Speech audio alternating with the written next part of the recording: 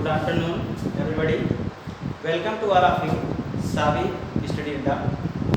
आज हम लोग पढ़ेंगे साधारण ब्याज में चक्रवृद्धि ब्याज में टाइप फर्स्ट। पिछली कक्षाओं में हम लोगों ने साधारण ब्याज और चक्रवृद्धि ब्याज कैसे निकालते इसमें मैंने पढ़ा और साथ ही साथ उसमें एक टाइप को देखा था। आज हम टाइप फर्स्ट में देखेंगे कि जब हमारा टाइम कंप्लीट नहीं रहता है, जैसे 1.5 वर्ष या सवा वर्ष, 2.5 वर्ष, मतलब एक परफेक्ट ईयर्स ना हो, ऐसी दशा में हम साधारण ब्याज और चक्रवृद्धि ब्याज देखेंगे। तो सबसे पहले टाइप फर्स्ट में देखते हैं साधारण ब्याज। तो साधारण ब्याज तो हमारा PRT/100 ही रहेगा, बस चाहे समय जैसे भी हो, लेकिन परिवर्तन आता है तो चक्रवृद्धि ब्याज पर। चलिए देखते हैं टाइप फर्स्ट में। कोई व्यक्ति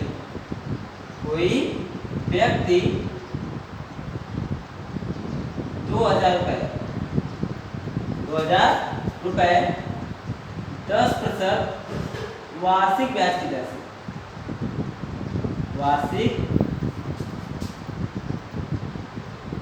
ब्याज की दर से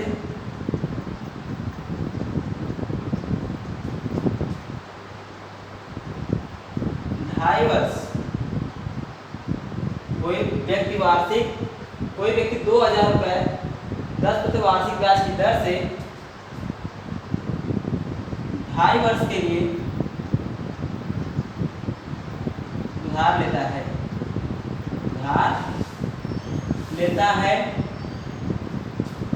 तो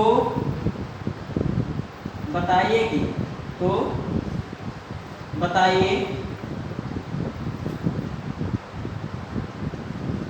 नंबर 1 साधारण ब्याज,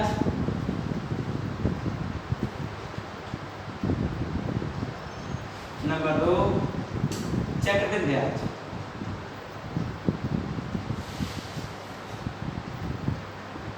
तो हम दोनों के बारे में देखेंगे। यहाँ पर अगर बात करें तो ये हमारा परफेक्ट है। क्या है? परफेक्ट टाइम नहीं है।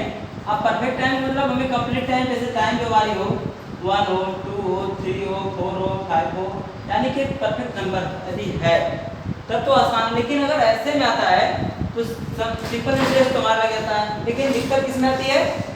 कंपाउंड इंटरेस्ट में। तो चलिए देखते हैं सबसे पहले साधारण ब्याज।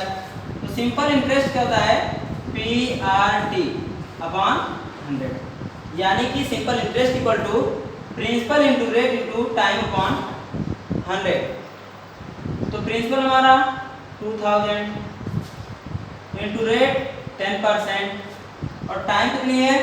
2 2 4 4 1 5.2 ईयर्स डिवाइड बाई 100। तो 100 से इसको डिवाइड किया गया, कितना आ गया? 20 इंटू 10 इंटू 5/2। 2 5 क्या? 10, 5 5 क्या? 25, 25/2 जा 50 और 1 0 500 रुपीज। तो सिंपल इंटरेस्ट कितना आ गया? 500 रुपीज। अब बात कर ले जरा कंपाउंड इंटरेस्ट की। किसकी? कंपाउंड इंटरेस्ट की। तो कंपाउंड इंटरेस्ट अगर हम लोग ये प्रयास करें कि amount equal to principal into 1 plus rate upon 100 power time, इससे कैलकुलेट करने के लिए, तो इससे सिंपली नहीं कैलकुलेट होगा, बल्कि इससे ट्रिकी माध्यम कैलकुलेट होगा। तो ट्रिकी माध्यम की बात हम अगले कक्षाओं में करेंगे। उसके पहले हम साधारण ब्याज के माध्यम से ही चक्रवृद्धि ब्याज की गणना करके दिखाएंगे। चलिए देखते हैं। तो ये हमें जो सिंपल इंटरेस्ट मिला, ये तो 2.5 वर्ष का हो गया। कितने वर्ष का? 2.5 वर्ष का। अब हम गणना करते हैं चक्रवृद्धि ब्याज की। किसकी? चक्रवृद्धि ब्याज की। तो चलिए देखते हैं कैसे करते हैं इसको।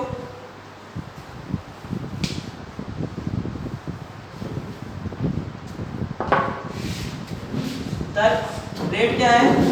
हमारा रेट है 10% पर एनम। टाइम है 2 × 1/2 या 2 होल 1/2 ईयर्स, या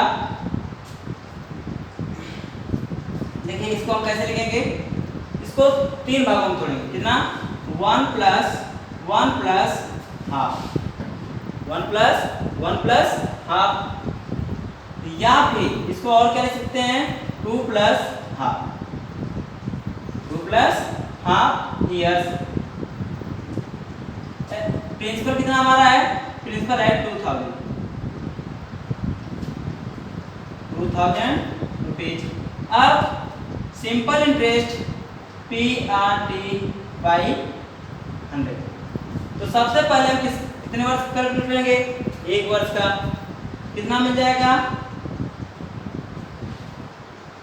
2000 गुणे 10 गुणे 1/100।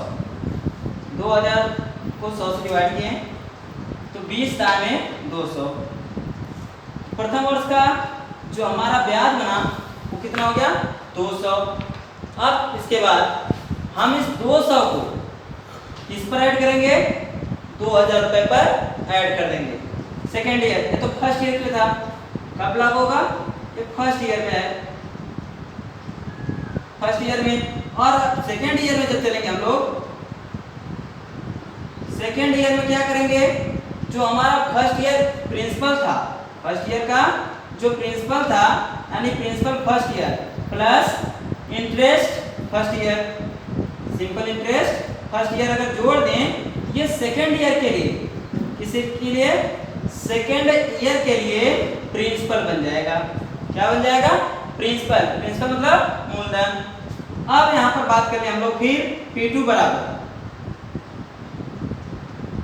SI2 बराबर P2RT बाई 100। तो हमारा द्वितीय वर्ष का मूलधन कितना होगा? अब देखते हैं। द्वितीय वर्ष का मूलधन हम पता करने के लिए प्रथम वर्ष के मूलधन में ब्याज को जोड़ना होगा। तो 2000 प्लस 200 तो कितना हो गया? 2200 रुपए। अब आगे देखें तो हमारा हो गया मूलधन 2200, दर हमारी 10% है, समय कितना लेंगे? 1 ईयर, और डिवाइड किससे करेंगे? 100 से। अब इसको हमने डिवाइड कर दिया तो 22 10 जा 220, अर्थात 220 रुपए। कितना? 220 रुपए क्या बन गया? ब्याज। अब हम क्या करेंगे? अगले वर्ष में, यानी कि अगले आधे वर्ष की बात है या तीसरे वर्ष में हम प्रवेश कर रहे हैं, तो ये तीसरा वर्ष हमारा कंप्लीट नहीं हो रहा है। उस वर्ष में जब हम प्रवेश करेंगे तब हम P3 निकालेंगे। क्या निकालेंगे? P3। तो ये जो हमारा SI दूसरे वर्ष का आया है वो SI, और दूसरे वर्ष के मूलधन में उसको क्या कर देंगे? जोड़ देंगे। दूसरे वर्ष में हमारा मूलधन था 2200 रुपए, और प्लस इसमें क्या जोड़ना होगा? 220 रुपए। अब कितना हो जाएगा? 2420। 2420। अब हम जो है गणना करेंगे किस पर? 2420 रुपए पर। दर हमारी वही 10% रहेगी, और समय क्या बची? Half year. कितना? Half year. तब साधारण ब्याज बराबर मूलधन गुणे दर गुणे समय बटे 100। चलिए देखते हैं। 2420 गुणे 10 गुणे 1/2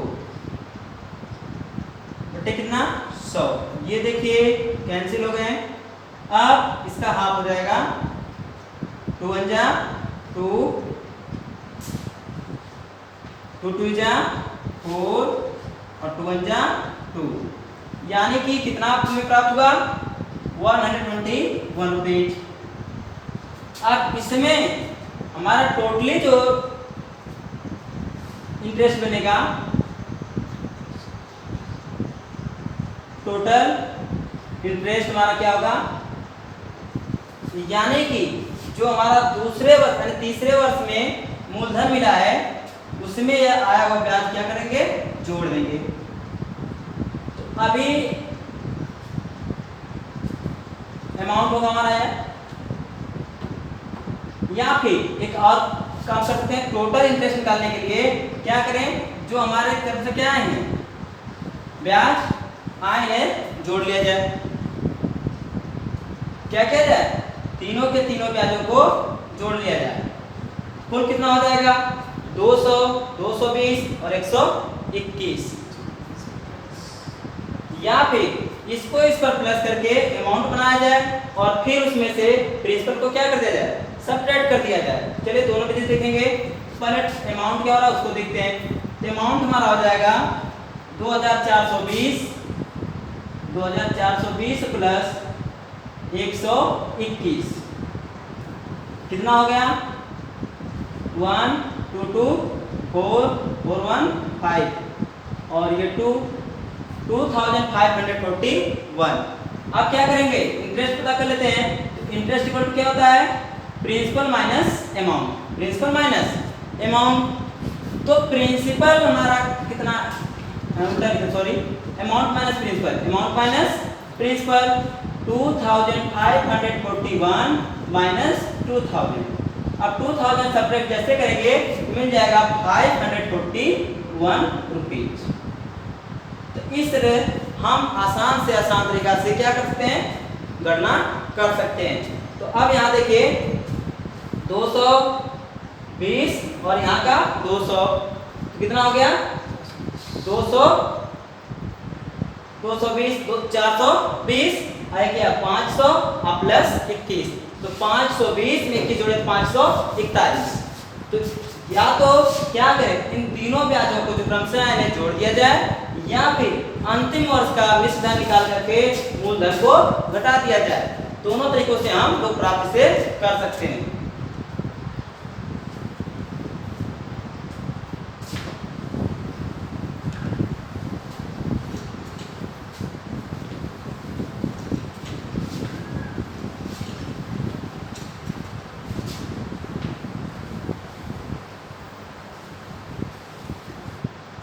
टाइप फर्स्ट हमारी थी, जो हम लोगों ने टाइप फर्स्ट देखा, ये कब, जब हमारा ब्याज यानी कि दर से क्या हो रहा था, बढ़ रहा था, यानी जब वृद्धि हो रही थी।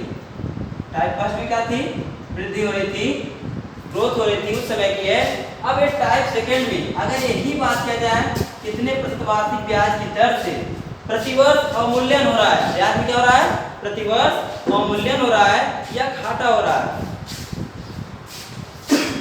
तब जैसे देखा जाए यहाँ पर किसके लिए पढ़ना है, कमी।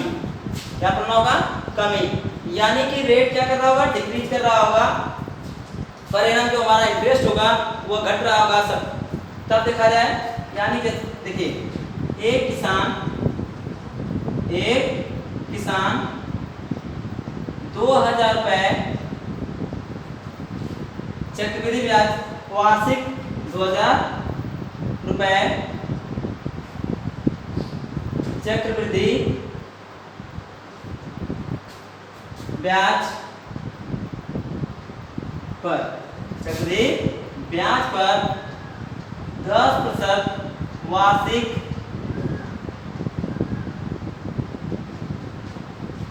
10% वार्षिक,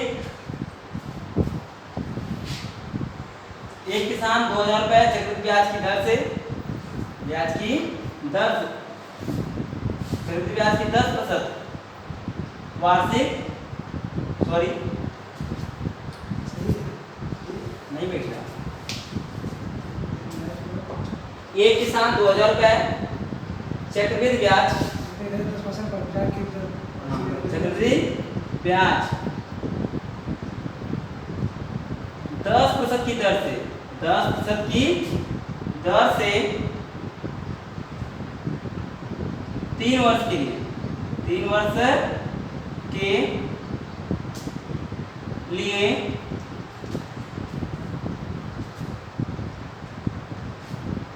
उधार लिया,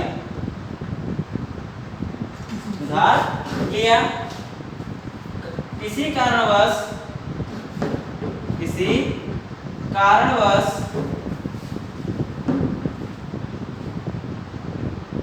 ब्याज की दर 10% की दर से घटने लगी। तो बताइए कि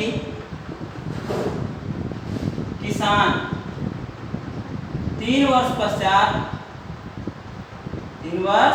पश्चात कितना धन लौटाएगा, कितना धन लौटाएगा।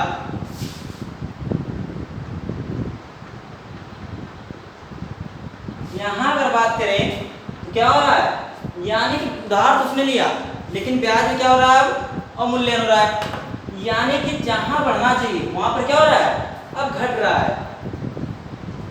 तो अब ऐसे स्थिति में 2000 रुपये लिया तो 3 वर्ष के पश्चात जब क्या होने लगी, ब्याज के दर में कमी होने लगी, गिरावट होने लगा, उस समय अब ये क्या उसको 2000 रुपये देने पड़ेंगे या अधिक देने पड़ेंगे? तो नहीं, ना 2000 देने पड़ेंगे और ना ही उससे अधिक। क्यों? क्योंकि दर में यहाँ क्या होने लगी, कमी होने लगी। अर्थात अब किसी भी कारण से उसकी दर, यानी शेयर मार्केटिंग हो चाहे कोई भी हो, उसके रेट क्या हो गए, गिरने लगे, यानी कि अवमूल्यन होने लगा। क्या हो गया, अवमूल्यन बोलते हैं, अवमूल्यन होने लगा।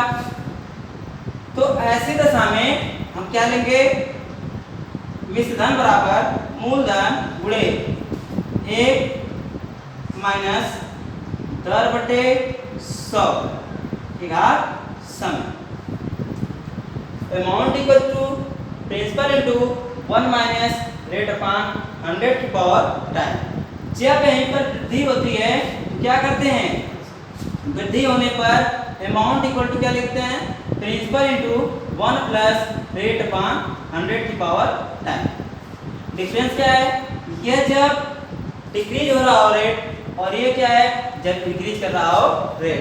तो यहाँ पर क्या हो रहा है, दर घट रही है। तो ऐसी दशा में हम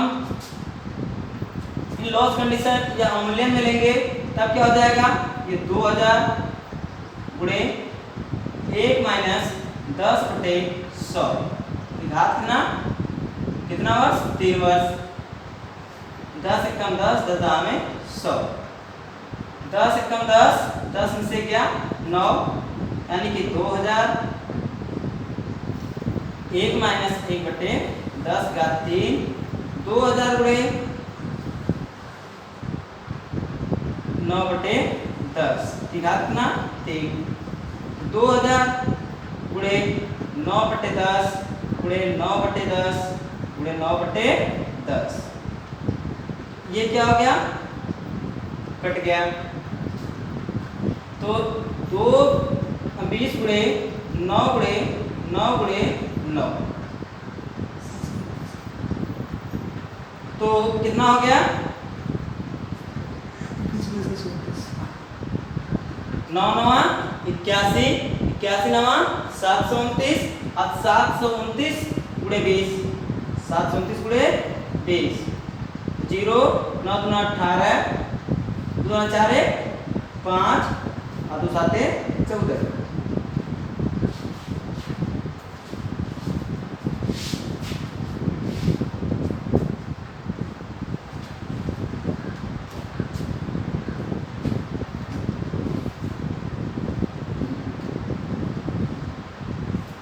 कितना मिला हमें, देखिए फिर से, मूलधन कितना हमारा 2000, दर कितनी है 10%,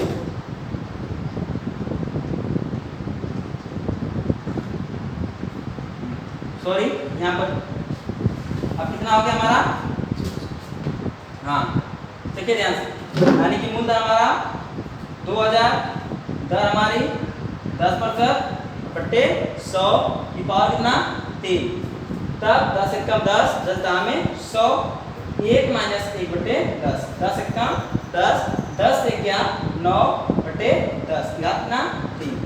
यहाँ 2000 गुणे 9 बटे 10 घात 3 का मतलब 9 बटे 10 कितने टाइम्स लिखेंगे, 3 टाइम्स मल्टीप्लाई करेंगे, 9 बटे 10 गुणे 9 बटे 10 गुणे 9 बटे 10।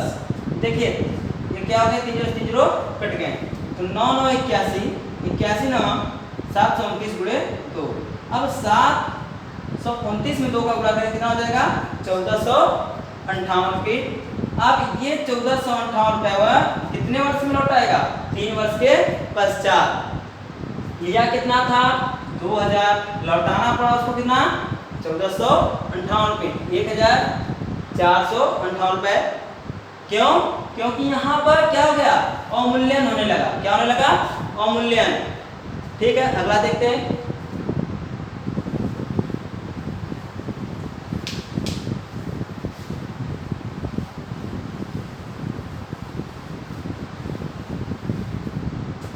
दूसरा देखते हैं, जैसे एक नगर की जनसंख्या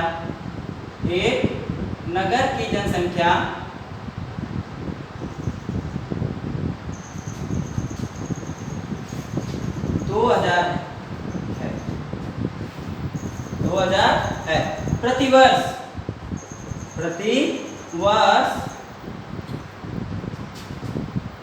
15%, प्रतिवर्ष 15% की दर से घट रही है,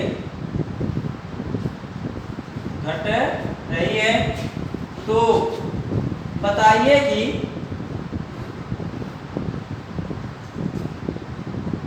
तीन वर्ष पश्चात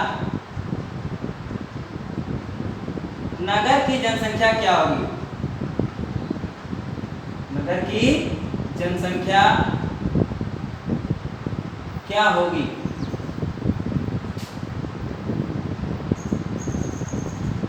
तो सीधी सी बात है कि यहाँ पर क्या हो रहा है जनसंख्या हमारी घट रही। वर्तमान संख्या कितनी है 2000, वर्तमान संख्या 2000 और दर कितनी है 15%, यानी कि 2000 का कितने का 2000 का प्रतिवर्ष जो हमारा 2000 वर्तमान में उसका 15% ठीक घट गए, फिर जो बचा फिर उसका 15% घट जाएंगे, फिर तीसरे वर्ष में चलेंगे जो बचेगा उसका 15% घट जाएंगे।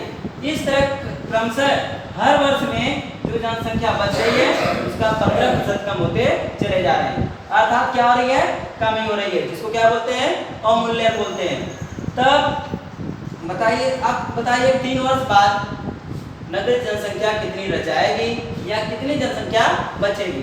तो जो जनसंख्या हमारी वर्तमान में है उसको हम किसके समतुल्य लेते हैं मूलधन के। किसके मूलधन के समतुल्य ले लिए, और जिस दर से घट रही है क्या हो गया हमारा दर हो गया 15% प्रतिवर्ष है। और समय क्या कहा गया कितने वर्ष में पूछा गया बाल 3 वर्ष, तो हमारा समय हो गया 3 वर्ष। चलिए देखते हैं, धन बराबर मूलधन गुणे एक धन घट रहा चुकी, इसमें क्या लिखेंगे माइनस 1 माइनस दर बटे 100 की घात समय। तब मूलधन कितना है 2000, 1 माइनस 15 बटे 100 की घात 3,